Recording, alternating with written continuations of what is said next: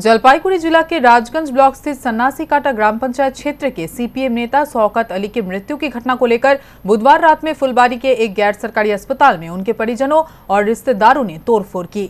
पता चला है कि गंभीर रूप से अस्वस्थ होने के बाद उन्हें फुलबारी के उस अस्पताल में भर्ती किया गया था। उनकी मृत्यु की खबर सुनते ही रात में ही अस्पताल परिसर में लोगों की भीड़ लग गई। अस्पताल में तोड़फोड़ की घटना की जानकारी मिलते ही रात में एनजीपी थाना के विशाल पुलिस वाहिनी घटनास्थल पर पहुंचकर स्थिति को काबू में किया। उल्लेखनीय है कि शौकत अली लंबे समय तक सन्नासी काटा ग्राम पंचायत के सदस्य और विपक्षी दल के नेता रहे हैं। वैसे उन्हें किस कारण से कब अस्पताल में भर्ती किया गया था, इसका पता नहीं चल पाया है। गुरुवार सुबह में भी अस्पताल परिसर में पुलिस की तैनाती देखी गई। इस मौके पर परिजनों ने बताया कि इंडोस्कोपी করতে গিয়ে ওনার যে ক্লিপিংটা ছিল ওটা সরে গেছে, ওখানে পুরো ব্লাড হচ্ছিল। তারপরে ওনাকে এখানে নিয়ে আসা হয়েছিল ট্রিটমেন্টের জন্য। এখানে ডাক্তাররা যথেষ্ট চেষ্টা করেছেন, আমরা বোর্ড মিটিংও ছিলাম। অনেক চেষ্টা করার পরেও ওনাকে কিন্তু রিটার্ন আসা জানি উনি হার্ট অ্যাটাক করছিল।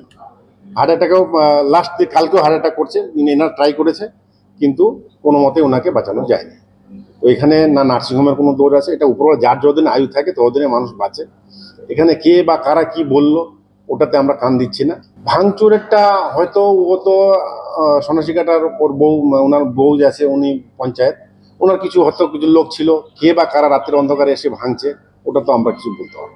इस मौके पर गौतम देव ने बताया कि একটা পেশেন্ট ভর্তি হয়েছিল সিরিয়াস ইন নেচার, সে তাকে নিয়ে আসা হয়েছিল হায়দ্রাবাদ থেকে, এখানে স্টারে ছিল, সেখান থেকে এনেছে। পেশেন্টটা ক্রিটিক্যাল ছিল, ডাক্তাররা বোর্ড করেছে এখানে।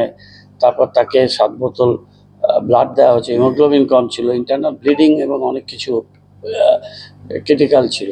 তো ট্রিটমেন্টের চেষ্টা করেছে কিন্তু লাক যে মানুষটিকে বাঁচানো যায়নি। একটা যে কোনো মৃত্যুই তো দুঃখজনক হয়, সে মৃত্যুটা এখানে হয়েছে। এবং তারপরে আফটার এফেক্ট একটা ইনসিডেন্ট ঘটেছে, যে ইনসিডেন্টটা এখানে ঘটা একেবারেই বাঞ্ছনীয় ছিল না।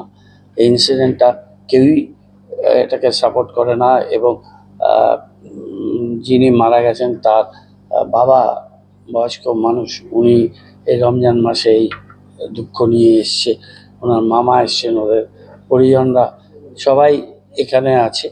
তারা যেটা বলেছেন, প্রেসকে বলেছেন যে ট্রিটমেন্ট নিয়ে তাদের কোনো বক্তব্য নেই। কে কি বলেছে লিখেছে সেটা তাদের ব্যাপার। এরা আত্মীয়রা এটা লিখিতভাবেই সেই অভিযোগটা উইথড্র করে নিচ্ছে।